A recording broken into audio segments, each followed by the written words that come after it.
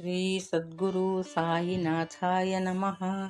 37ನೇ ಅಧ್ಯಾಯ ಚಾವಡಿ ಮೆರವಣಿಗೆ. ಈ ಅಧ್ಯಾಯದಲ್ಲಿ ಹೇಮಾಡಪಂತರು ವೇದಾಂತದ ವಿಚಾರಗಳನ್ನು ಪೀಠಿಕೆಯಲ್ಲಿ ವಿವರಿಸಿ ನಂತರ ಚಾವಡಿ ಮೆರವಣಿಗೆಯನ್ನು ಹೃದಯಂಗಮವಾಗಿ ಚಿತ್ರಿಸಿದ್ದಾರೆ. ಸಾಯಿಬಾಬಾ ಅವರ ನಿತ್ಯ ಜೀವನವೇ ಧನ್ಯವಾದದ್ದು. ಅವರ ರೀತಿ ನೀತಿಗಳು ವರ್ಣನಾತೀತ. ಅವರು ಕೆಲವು ವೇಳೆ ಬ್ರಹ್ಮಾನಂದದಲ್ಲಿ ತಲ್ಲೀನರಾಗಿದ್ದು ಇನ್ನಿತರ ಸಮಯದಲ್ಲಿ ಆತ್ಮಜ್ಞಾನದಿಂದ ತೃಪ್ತರಾಗಿರುತ್ತಿದ್ದರು.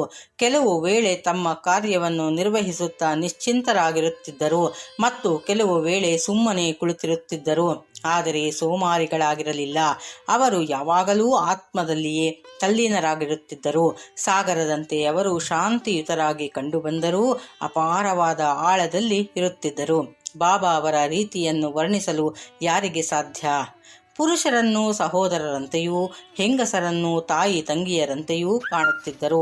ಅವರು ಶುದ್ಧ ಬ್ರಹ್ಮಚಾರಿಗಳಾಗಿದ್ದರು. ಅವರೊಡನೆ ಕಾಲ ಕಳೆದಾಗ ನಮಗೆ ಲಭಿಸಿದ ಜ್ಞಾನವು ಚಿರಾಯುವಾಗಲಿ. ಸದಾ ಭಕ್ತಿ ಶ್ರದ್ಧೆಗಳಿಂದ ಅವರ ಪಾದ ಸೇವೆಯನ್ನು ಮಾಡೋಣ. ಚರಾಚರಗಳಲ್ಲಿಯೂ ಅವರನ್ನು ಕಂಡು ಅವರನ್ನು ನಾವು ಪ್ರೀತಿಸೋಣ. ಅವಿಸ್ಮರಣೀಯ ದೃಶ್ಯ. ಬಾಬಾ ಮಲಗುವ ರೀತಿಯನ್ನು ಈಗಾಗಲೇ ವಿವರಿಸಿದ್ದೇನೆ. ಅವರು ಒಂದು ದಿನ ಮಸೀದಿಯಲ್ಲಿಯೂ ಮತ್ತೊಂದು ದಿನ ಚಾವಡಿಯಲ್ಲಿಯೂ ಮಲಗುತ್ತಿದ್ದರು. ಈ ಥರದ ವಾಡಿಕೆ ಅವರ ಮಹಾಸಮಾಧಿಯ ತನಕವೂ ಜರುಗಿತು. 1909 ಡಿಸೆಂಬರ್ 10ನೇ ತಾರೀಖಿನಿಂದ ಭಕ್ತರು ಬಾಬಾ ಅವರನ್ನು ಚಾವಡಿಯಲ್ಲಿ ಪೂಜಿಸತೊಡಗಿದರು. ಅವರ ದಯೆಯಿಂದ ಅದನ್ನು ಇಲ್ಲಿ ವರ್ಣಿಸಿದ್ದೇನೆ. ಬಾಬಾ ಅವರು ಚಾವಡಿಗೆ ಮಲಗಲು ಹೋಗುವ ಸಮಯದಲ್ಲಿ ಭಕ್ತರು ಮಸೀದಿಯಲ್ಲಿ ನೆರೆದು ಮೊದಲು ಭಜನೆ ಮಾಡುತ್ತಿದ್ದರು. ಅವರ ಹಿಂದೆ ಒಂದು ಸಣ್ಣ ರಥವೂ, ಬಲಭಾಗದಲ್ಲಿ ಬಾಬಾ ಅವರ ಮುಂದೆ ತುಳಸಿ ಬೃಂದಾವನವೂ, ಇವುಗಳ ಮಧ್ಯೆ ಭಜನೆ ಮಾಡುವ ಭಕ್ತಕೋಟಿಯು ಕಂಗೊಳಿಸುತ್ತಿತ್ತು. ಭಜನೆ ಮಾಡಲು ಗಂಡಸರು, ಹೆಂಗಸರು, ಮುದುಕರು, ಚಿಕ್ಕ ಮಕ್ಕಳು ಎಲ್ಲರೂ ನೆರೆಯುತ್ತಿದ್ದರು. ಕೆಲವರು ತಾಳಗಳನ್ನು, ಮತ್ತೆ ಕೆಲವರು ಚಿಪಳಿಗಳನ್ನು, ಇತರರು ಮೃದಂಗ, ಕಂಜೀರಿ ಮತ್ತು ಡೊಳ್ಳುಗಳನ್ನು ಬಾರಿಸಿ ಭಜನೆ ಮಾಡುತ್ತಿದ್ದರು. ಆಯಸ್ಕಾಂತ ರೂಪಿಯಾದ ಬಾಬಾ ಅವರು ಭಕ್ತರೆಲ್ಲರನ್ನು ಆಕರ್ಷಿಸುತ್ತಿದ್ದರು. ಅಂಗಳದಲ್ಲಿ ಕೆಲವರು ದೀಪಗಳನ್ನು ಹಚ್ಚುತ್ತಲೂ, ಮತ್ತೆ ಕೆಲವರು ಪಲ್ಲಕ್ಕಿಯನ್ನು ಶೃಂಗರಿಸುತ್ತಲೂ, ಕೆಲವರು ದಂಡವನ್ನು ಹಿಡಿದುಕೊಂಡು ಬಾಬಾ ಅವರ ಜಯಘೋಷವನ್ನು ಮಾಡುತ್ತಲೂ ಇದ್ದರು. ಮಸೀದಿಯ ಮೂಲೆ ಮೂಲೆಗಳು ಸಹ ಶೃಂಗರಿಸಲ್ಪಟ್ಟು ಸುತ್ತಲೂ ದೀಪಗಳು ಕಂಗೊಳಿಸುತ್ತಿದ್ದವು. ಬಾಬಾ ಅವರ ಪ್ರೀತಿಯ ಅಶ್ವವಾದ ಶ್ಯಾಮಕರ್ಣನೂ ಸಹ ಅಲಂಕರಿಸಲ್ಪಟ್ಟು ಹೊರಗಡೆ ನಿಂತಿರುತ್ತಿದ್ದನು. ತಾತ್ಯ ಪಾಟೀಲರು ತಮ್ಮ ಸ್ನೇಹಿತರೊಂದಿಗೆ ಬಂದು ಬಾಬಾ ಅವರಿಗೆ ಸಿದ್ಧರಾಗಲು ಹೇಳುತ್ತಿದ್ದರು. ತಾತ್ಯ ಅವರು ಬಂದು ಕೈ ಹಿಡಿದು ಎಬ್ಬಿಸಿ ಕರೆದುಕೊಂಡು ಹೋಗುವ ತನಕ ಬಾಬಾ ಅವರು ಸುಮ್ಮನೆ ಕುಳಿತಿರುತ್ತಿದ್ದರು. ತಾತ್ಯ ಬಾಬಾ ಅವರನ್ನು ಮಾಮಾ ಎಂದು ಕರೆಯುತ್ತಿದ್ದರು. ಬಾಬಾ ಅವರು ತಮ್ಮ ಸಾಮಾನ್ಯ ಉಡುಪಾದ ಕಫನಿಯನ್ನು ಧರಿಸಿ ತಮ್ಮ ಸಟಕ ಕಂಕುಳದಲ್ಲಿರಿಸಿ ಚಿಲುಮೆ ತೆಗೆದುಕೊಂಡು ಹೊರಡಲು ಅನುವಾಗುತ್ತಿದ್ದರು. ನಂತರ ತಾತ್ಯ ಜರದ ಶೆಲ್ಲೆ ಹೊದಿಸಿದ ನಂತರ ಬಾಬಾ ಮಸೀದಿಯ ಗೋಡೆಯ ಹತ್ತಿರವಿದ್ದ ಕಟ್ಟಿಗೆಯನ್ನು ತಮ್ಮ ಬಲಗಾಲಿನ ಬೆರಳಿನಿಂದ ತಳ್ಳಿ ದೀಪ ಆರಿಸಿ ಚಾವಡಿಗೆ ಹೊರಡುತ್ತಿದ್ದರು. ಆಗ ಎಲ್ಲ ವಿಧವಾದ ಪಕ್ಕ ವಾದ್ಯಗಳು ಮೊಳಗುತ್ತಿದ್ದವು. ಅಗ್ನಿಕ್ರೀಡೆಯ ಪದಾರ್ಥಗಳು ವಿವಿಧ ಬಣ್ಣದ ಜ್ವಾಲೆಯಿಂದ ನರ್ತಿಸತೊಡಗುತ್ತಿದ್ದವು. ಭಕ್ತಕೋಟಿಯು ಬಾಬಾ ಅವರ ಗುಣಗಾನ ಮಾಡುತ್ತಾ ಮುಂದುವರಿಯುತ್ತಿತ್ತು. ಕೆಲವರು ನೃತ್ಯ ಮಾಡುತ್ತಾ ಸಾಗುತ್ತಿದ್ದರು. ಬಾಲಾದಾರರು ಬಾಬಾ ಮಸೀದಿಯ ಬಾಗಿಲಿಗೆ ಬಂದ ಕೂಡಲೇ ಜಯಘೋಷ ಮಾಡುತ್ತಿದ್ದರು. ಬಾಬಾ ಅವರ ಇಕ್ಕೆಲೆಗಳಲ್ಲಿಯೂ ಭಕ್ತರು ನಿಂತು ಚಾಮರ ಬೀಸುತ್ತಿದ್ದರು. ದಾರಿಯುದ್ದಕ್ಕೂ ಬಟ್ಟೆ ಹಾಸುತ್ತಿದ್ದರು. ಅದರ ಮೇಲೆ ಬಾಬಾ ಅವರು ನಿಧಾನವಾಗಿ ಹೆಜ್ಜೆ ಇಡುತ್ತಾ ಮುಂದುವರಿಯುತ್ತಿದ್ದರು. ತಾತ್ಯ ಪಾಟೀಲ ಬಾಬಾ ಅವರ ಬಲಗೈಯನ್ನು, ಮಾಳಸಾಪತಿಯವರು ಅವರ ಎಡಗೈಯನ್ನು ಹಿಡಿದುಕೊಂಡು ಹೋಗುತ್ತಿದ್ದರು. ಬಾಪು ಸಾಹೇಬ ಜೋಗ ಅವರು ಅವರ ಹಿಂದೆ ಶ್ವೇತ ಛತ್ರಿಯನ್ನು ಹಿಡಿದುಕೊಂಡು ಬರುತ್ತಿದ್ದರು. ಈ ರೀತಿ ವೈಭವಯುತರಾಗಿ ಬಾಬಾ ಚಾವಡಿಗೆ ಸಾಗುತ್ತಿದ್ದರು.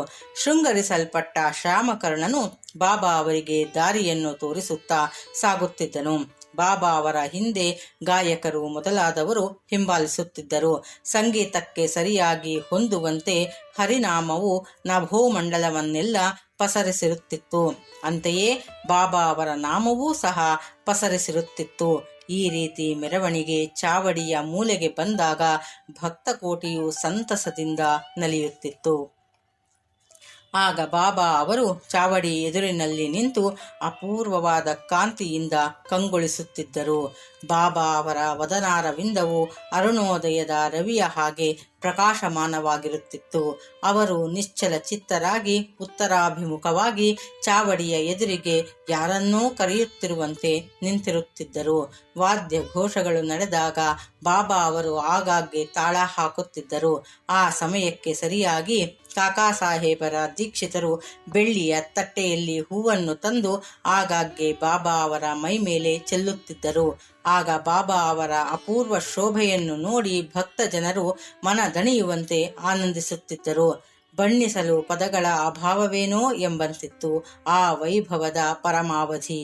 ತಾತ್ಯ ಪಾಟೀಲರು ದೀಪಗಳನ್ನು ಹಿಡಿದುಕೊಂಡು ಬಾಬಾ ಅವರ ಬಲಗಡೆಗೂ, ಮಾಳಸಾಪತಿಯವರು ಅವರ ಶಲ್ಯದ ಅಂಚನ್ನು ಹಿಡಿದುಕೊಂಡು ಬಾಬಾ ಅವರ ಎಡಗಡೆಗೂ ಬರುತ್ತಿದ್ದರು. ಬಾಬಾ ಅವರು ನಿಧಾನವಾಗಿ ಹೆಜ್ಜೆ ಇಡುತ್ತಾ ಚಾವಡಿ ಸೇರುತ್ತಿದ್ದರು. ಈ ದೃಶ್ಯ ಈಗಿಲ್ಲ, ಪುನಃ ನೋಡಲಾರೆವು. ಆದರೆ ಅದನ್ನು ಮನಸ್ಸಿನಲ್ಲಿ ರೂಪಿಸಿಕೊಂಡು ತೃಪ್ತಿ ಪಡೆಯಬಹುದು. ಚಾವಡಿಯೂ ಸಹ ಶೃಂಗರಿಸಲ್ಪಡುತ್ತಿತ್ತು. ಚಾವಡಿಯನ್ನು ತಲುಪುತ್ತಲೇ ತಾತ್ಯ ಅವರು ಬಾಬಾ ಅವರ ಆಸನವನ್ನು ಸಜ್ಜುಗೊಳಿಸುತ್ತಿದ್ದರು. ಅವರಿಗೆ ನಿಲುವಂಗಿಯನ್ನು ತೊಡಿಸುತ್ತಿದ್ದರು. ನಂತರ ಇತರ ಭಕ್ತರು ಅವರವರ ಮನ ಬಂದಂತೆ ಬಾಬಾ ಅವರನ್ನು ಪೂಜಿಸತೊಡಗುತ್ತಿದ್ದರು. ಕೆಲವರು ಬಾಬಾ ಅವರಿಗೆ ಕಿರೀಟ ಧಾರಣೆ ಮಾಡುತ್ತಿದ್ದರು. ಕೆಲವರು ಹಾರ ತುರಾಯಿಗಳನ್ನು ಅರ್ಪಿಸುತ್ತಿದ್ದರು. ಕೆಲವರು ಆಭರಣಗಳನ್ನು ತೊಡಿಸುತ್ತಿದ್ದರು. ಕೆಲವರು ಹಣೆಗೆ ನಾಮ ಹಚ್ಚುತ್ತಿದ್ದರು. ಕೆಲವರು ಆಗಾಗ್ಗೆ ವಿಧ ವಿಧವಾದ ಉಡುಪುಗಳನ್ನು ಸುತ್ತುತ್ತಿದ್ದರು. ಈ ಎಲ್ಲ ಶೃಂಗಾರದಿಂದ ಬಾಬಾ ಅದ್ವಿತೀಯ ಶೋಭೆಯಿಂದ ಪ್ರಕಾಶಿಸುತ್ತಿದ್ದರು.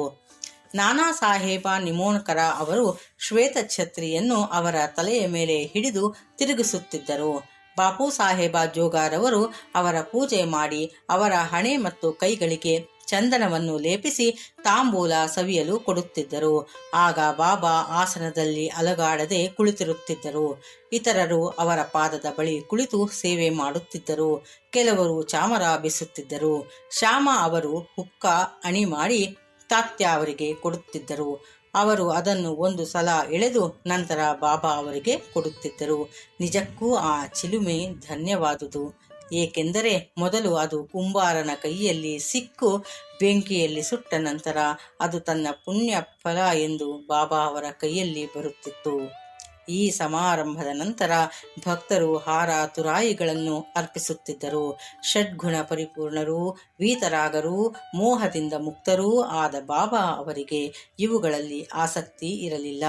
ಆದರೆ ಭಕ್ತರ ಪ್ರೀತಿಗೋಸ್ಕರ ಅವರವರ ಮನ ಬಂದಂತೆ ತಮ್ಮನ್ನು ಪೂಜಿಸಲು ಬಾಬಾ ಅನುಮತಿ ನೀಡುತ್ತಿದ್ದರು. ಕೊನೆಯದಾಗಿ ಬಾಪು ಸಾಹೇಬ ಜೋಗ ಅವರು ಆರತಿ ಬೆಳಗುತ್ತಿದ್ದರು. ವಾದ್ಯಗಳು ಮೊಳಗಿ ಆರತಿಯ ನಂತರ ಭಕ್ತರು ಬಾಬಾ ಅವರ ಆಶೀರ್ವಾದ ಪಡೆದು ಹಿಂತಿರುಗಿ ಹುಕ್ಕ ಮುಂತಾದವುಗಳನ್ನು ಕೊಟ್ಟು ತಾತ್ಯ ಹೊರಡಲು ಸಿದ್ಧರಾಗುತ್ತಿದ್ದರು. ಆಗ ಬಾಬಾ ಅವರನ್ನು ಕರೆದು, ನನ್ನನ್ನು ಕಾಪಾಡು, ಮನೆಗೆ ಹೋಗು, ಆದರೆ ರಾತ್ರಿ ಆಗಾಗ್ಗೆ ಬಂದು ವಿಚಾರಿಸು ಎಂದು ಹೇಳುತ್ತಿದ್ದರು. ತಾತ್ಯ ಅನುಮತಿಸಿ ಮನೆಗೆ ಹೊರಡುತ್ತಿದ್ದರು. ಆ ನಂತರ ಬಾಬಾ ಅವರು 50-60 ದುಪ್ಪಟ್ಟಿಗಳನ್ನು ಒಂದರ ಮೇಲೊಂದು ಹಾಕಿ ಮೆತ್ತಗಿರುವ ಹಾಸಿಗೆಯನ್ನು ತಾವೇ ಸ್ವತಃ ಸಿದ್ಧಪಡಿಸಿಕೊಂಡು ವಿಶ್ರಮಿಸುತ್ತಿದ್ದರು. ಶ್ರೀ ಸಾಯಿಬಾಬಾ ಅವರನ್ನು ಮತ್ತು ಚಾವಡಿ ಮೆರವಣಿಗೆಯನ್ನು ಪ್ರತಿದಿನವೂ ರಾತ್ರಿ ಮಲಗಿಕೊಳ್ಳುವಾಗ ಸ್ಮರಿಸಿಕೊಂಡು ಸುಖ ಪಡೆಯಿರೆಂದು ವಾಚಕರಲ್ಲಿ ವಿನಂತಿಸಿ ಈ ಅಧ್ಯಾಯವನ್ನು ಮುಗಿಸಿ ನಾವು ವಿಶ್ರಮಿಸುತ್ತೇವೆ. ಶ್ರೀ ಸಾಯಿ ಪ್ರಣಾಮ. ಓಂ ಸಾಯಿರಾಮ್.